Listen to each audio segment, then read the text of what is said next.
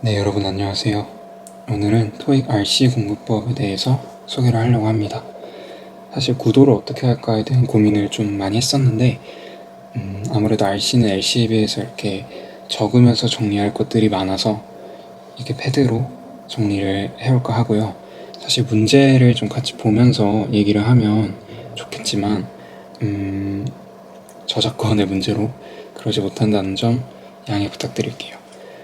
그러면 파트별로 어떻게 준비를 하면 좋을지에 대해서 한번 소개를 해보도록 하겠습니다. 우선 토익 RC의 첫 번째 파트는 파트 5죠. 파트 5의 경우에는 크게 두 가지 유형으로 나뉜다고 생각을 해주시면 돼요. 그래서 첫 번째 문법, 그리고 어휘, 이렇게 두 가지 분야로 구분이 되어 있다고 생각을 해주시면 되고 각각 분야에 따라 접근 방법이 조금 다를 수 있겠죠. 첫 번째로 문법 같은 경우에는 우리가 어떻게 접근을 해야 되냐면 우선 기본적으로 많이 나오는 유형들을 정리를 해야 됩니다. 문법에서 많이 나오는 첫 번째 유형은 사실 품사예요. 품사라고 했을 때는 빈칸에 들어갈 표현이 어떤 품사냐라는 걸 묻는다는 얘기인데 얘 같은 경우에도 되게 종류가 다양하거든요. 가장 많이 나오는 것 중에 하나는 동사냐, 준동사냐 라는 포인트가 많이 출제가 됩니다. 얘 같은 경우에는 문장 내에서의 동사 여부를 체크를 하면 되겠죠. 문장 내 동사 여부 체크가 포인트가 될 것 같아요. 그 다음에 또 많이 나오는 것 중에 하나가 명사입니다. 명사 같은 경우에는 우리가 덩어리 표현들을 기억을 하실 필요가 있어요. 예를 들어서 recommendation letter 이런 표현이 있죠. 이런 표현에서 우리가 recommendation의 줄을 긋고 어떤 표현이 어떤 품사가 들어가느냐 이런 것들을 확인할 수가 있는 거죠. 그렇기 때문에 얘는 표현 그 자체를 기억하실 필요가 있겠습니다. 그 다음으로 또 많이 나오는 품사 구분 중에 하나가 형용사랑 부사 구분하는 거예요.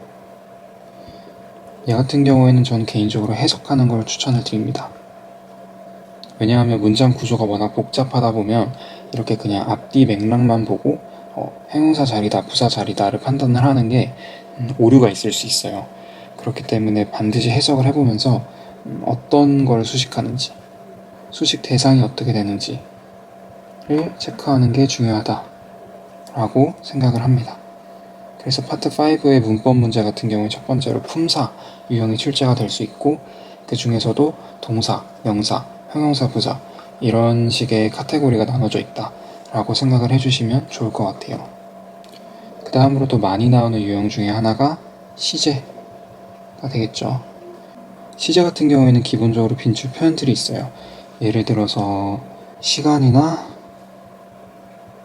조건의 부사절 이런 표현들이 있죠. 이럴 때 현재 시제 사용한다는 거 이거 기억해 두실 필요 있고요. 그 다음에 완료 시제와 단순 시제 구분하는 거 이거 같은 경우에는 이제 시간 표현들 체크하실 필요 있겠죠.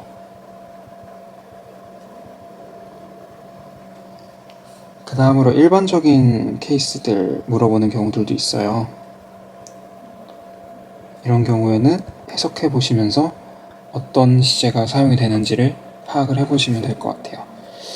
그 다음에 또 문법에서 많이 나오는 것 중에 하나가 전치사, 접속사 유형도 많이 출제가 됩니다. 이 유형 같은 경우에는 문장 내에 절이 몇 개 있는지 문장 내 절의 개수로 체크해 주시면 되겠죠.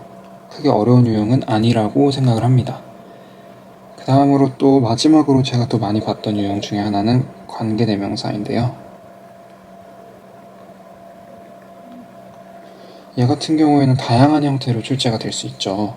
그래서 관계 부사랑 구분을 할 수도 있고 접속사랑 구분을 할 수도 있고 그래서 그런 포인트별 개념들 관계 부사와의 구분 또는 접속사와의 구분 이런 포인트들을 잘 잡아서 체크를 해보시면 좋을 것 같아요. 문법에서 제가 하나만 더 설명드리자면 대명사 파트도 종종 출제가 되는데 얘 같은 경우에도 수일치 시키는 거, 뭐 예를 들어서 it이냐 they냐 뭐 이런 표현들 당연히 해석해 보셔야 되죠. 그리고 제기대명사 문제가 출제가 되기도 합니다. 제기대명사를 쓰냐 마냐, 얘 같은 경우에도 마찬가지로 해석입니다. 우리가 흔히 토익 RC 문법이라고 하면 해석 말고 공식 위주로 좀 풀어야 된다고 착각을 하잖아요. 근데 그것보다 생각보다 해석이 사용되는 경우가 많고요.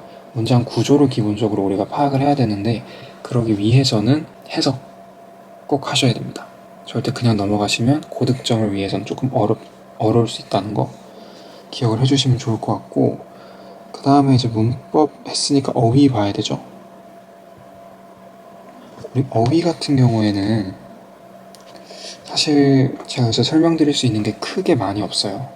첫 번째는 일단 단어 암기를 많이 하셔야 됩니다. 당연한 얘기죠. 단어 암기를 많이 하셔야 되고, 그 중에서 특히 토익 빈출 어휘들 위주로 많이 기억을 하셔야겠죠. 이 단어책에 대한 얘기는 제가 이후 영상에서 따로 준비를 해서 올리도록 하겠습니다. 어휘 파트에서 제가 말씀드리고 싶은 중요한 포인트 한 가지는 우리가 이걸 흔히 어려운 말로 collocation이라고 하는데요. 한국말로는 연어라고 합니다. 얘가 뭐냐면 같이 쓰이는 단어들을 의미해요. 예를 들어 볼게요. 전치사와 같이 쓰이는 표현들이 있죠. return 이라는 단어가 있으면 보통 return to 뭐뭐로 돌아오다 이런 표현과 같이 쓰인다는 거. 아니면 return from 도 가능하겠죠. 이렇게 특정 전치사랑 같이 쓰이는 표현들이 있어요. 그런 것들을 같이 기억을 해두시면 답 고르는데 훨씬 더 수월할 수 있다는 거. 단순히 해석뿐만 아니라 이렇게 어떤 단어들과 주로 결합하여 쓰이는가를 같이 이해를 하시면 여러분들이 답을 고르는데 시간을 조금 더 단축하거나 오류를 줄일 수 있다는 걸 기억을 해주시면 좋을 것 같습니다. 그 다음에 우리가 파트 6로 넘어오면 좀 더 독해 위주의 문항들이 많이 출제가 되죠. 파트 6에서 제가 말씀드리고 싶은 점은 사실 파트 5와 유사하게 문법이나 어휘 문제에 대한 문항들 여전히 출제가 되고 있는데, 파트 6에서 제가 추가적으로 얘기하고 싶은 포인트는 빈칸 유형입니다. 빈칸 유형이라 하면 여기서 단어 빈칸이 아니라 문장 빈칸 얘기하는 거예요. 문장 빈칸. 얘 같은 경우에는 우리가 수능을 응시해 보신 분들이라면 그렇게 생소한 유형은 아닐 거라는 생각이 들어요. 그 토익 빈칸 유형은 아예 한 문장이 통째로 빈칸으로 나오는 거거든요. 얘 같은 경우에는 어떻게 접근을 하시면 좋냐면 항상 어떤 마인드를 가지셔야 하냐면 지문 내에 근거가 있다 라는 마인드를 반드시 가지셔야 돼요. 이건 토익 RC를 풀면서 내리 여러분들이 가지셔야 되는 그런 마인드입니다. 지문 내에 근거가 있고요. 여러분들이 중요하게 생각해야 되는 건 이 근거를 찾는 겁니다. 그러니까 뭐해라? 찾아라. 찾기만 하면 될까요? 아니요. 표시까지 해야 돼요. 그리고 답 고를 때는 항상 뭐만 봐라? 이 근거만 봐라. 그래서 우리가 흔히 하는 실수 중에 하나가 선택지에서 고민하면 된다 안 된다? 절대 안 되고, 어디서 고민해야 된다? 지문에서 고민해야 된다. 이 고민은 어떤 고민일까요? 그쵸? 어느 부분이 근거인지.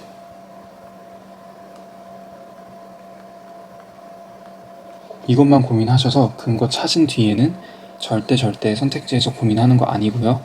그 근거에 해당하는 선택지 그냥 찾고 쿨하게 넘어가 주시면 됩니다. 이렇게 파트 6까지 풀고 나면 여러분들이 파트 7 가장 힘들어 하시는 부분 중에 하나죠. 파트 7 같은 경우에는 문항 유형이 워낙 다양하기 때문에 그 유형별로 정리를 하진 않을 거고요. 파트 7에서도 제가 말씀드릴 포인트는 딱 한 가지입니다. 얘는 정말 중요하니까 빨간색으로 얘기를 할게요. 파트 7에서 우리가 가장 중요하게 생각해야 되는 근거는 뭐냐면 모든 유형에 적용이 되는 건데 paraphrase입니다. paraphrase라는 어휘 자체가 생소하신 분들도 계실 수 있으니 제가 사전적인 의미를 설명을 드릴게요. 이 paraphrase라는 건 쉽게 말하면 같은 의미이지만 뭘 다르게 한다? 표현을 다르게 하는 거예요. 예시를 한번 들어드릴게요. 만약에 그래서 제가 실제 풀었던 문제에 있던 표현인데요. Become familiar with the company.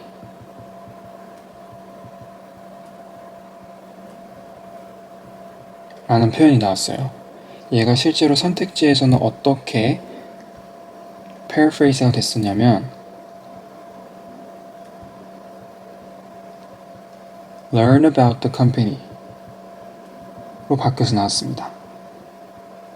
사전적으로 become familiar with 이라는 표현과 learn about 이라는 표현이 완전히 동일하지는 않아요. 그렇지만 이 글의 맥락 속에서 회사에 적응한다, 회사에 익숙해진다는 회사에 대한 다양한 정보들에 대해서 배운다와 비슷한 의미로 사용될 수가 있겠죠. 이런 식의 표현들, become familiar with이 learn about으로 바뀌는 이런 식의 표현들을 우리가 paraphrase다 라고 얘기를 해줍니다. 이런 것들을 항상 찾아주시면 돼요. 그래서 문제를 풀 때는 항상 마찬가지로 여기 같은 경우에도 어떤 마인드를 가지셔야 되냐면 모든 문제는 지문 내에 근거가 있어요. 이거 한 번 더 얘기할게요. 근거가 있는데 이 근거를 그럼 우리는 어떻게 해야 돼요? 찾아야겠죠. 찾기만 하는 게 아니고 어떻게 해야 된다? 표시도 해야 된다.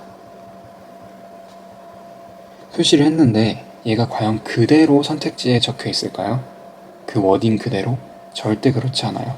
이 근거가 어떻게 돼 있는 것? paraphrase 되어 있는 선택지. 이거를 찾아주셔야 돼요. 그래서 RC 파트 7에서 여러분들이 많이 하셔야 되는 연습은 어디까지가 우리가 제대로 paraphrase 되었다고 얘기할 수 있을 것인가에 대한 얘기입니다. 이 부분을 여러분들이 항상 유의해서 문제 풀어주시면 실수가 많이 줄어들 것 같아요. 그 다음에 제가 한 가지만 더 얘기를 드리자면 파트 7에서 오답 선택지에 유형에 대해서 한번 얘기를 해볼게요.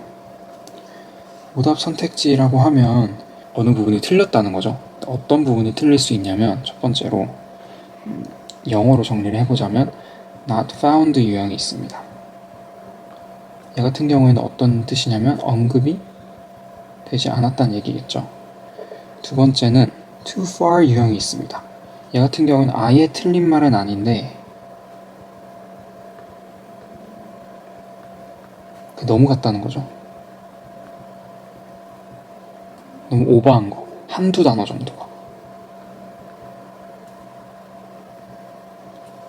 예를 들어서 얘 같은 경우에는 뭐 all 이란 표현, never 이런 표현들이 등장했을 때가 되겠죠. 그 다음 마지막으로는 우리가 contradictory라고 얘기를 해줄 건데 모순된다는 거죠. 반대되는 말을 했을 때. 그럴 때 우리가 오답 선택지다라고 얘기를 해줄 수 있습니다. 파트 7도 이 정도로 정리를 하면 좋을 것 같아요. 그래서 한번 정리를 해보자면 토익 RC는 파트 5, 6, 7 이렇게 세 가지 파트로 구성이 되어 있고 파트 5의 경우 우리가 문법이나 어휘 두 가지 유형으로 출제가 되고 있다고 정리를 했었죠. 문법을 크게 5가지 유형으로 빈출 주제들 정리해봤고요. 생각보다 해석하는 게 중요하다는 거 짚었습니다. 어휘에서는 단어 암기가 제일 중요하다는 얘기했었고 같이 쓰이는 표현들, collocation 표현들 기억해 두시면 좋다고 얘기를 했었습니다. 파트 6에서는 빈칸 유형에 대해서 추가적으로 다뤄봤는데 지문 내에 근거가 있기 때문에 지문의 어떤 부분이 근거인지를 고민해서 찾아서 표시한 후에 선택지에서는 절대 고민하면 안 된다고 얘기를 했었고요. 파트 7에서 가장 중요하게 다뤘던 게 paraphrase였습니다. 같은 의미이지만 표현을 다르게 하는 거, 그런 부분들을 찾아주는 연습이 필요하다고 얘기를 했었고, 항상 지문 내에 근거가 있기 때문에 이 근거를 찾아서 이게 잘 paraphrase 되어 있는 선택지를 골라야 된다고 얘기를 했었습니다. 그리고 마지막으로 오답 선택지의 유형에 대해서도 정리를 했었는데, 글에 언급되어 있지 않거나 한두 단어 정도가 너무 오버했거나 글의 내용과 정반대되는 얘기를 했거나 이 세 가지 유형에 따라 오답 선택지가 나올 수 있다는 걸 미리 대비를 하시고 문제를 풀면 정답을 고를 때 조금 더 수월하게 고를 수 있지 않을까 싶습니다. 그 다음으로 이제 교재 한 권 추천을 해볼 건데요.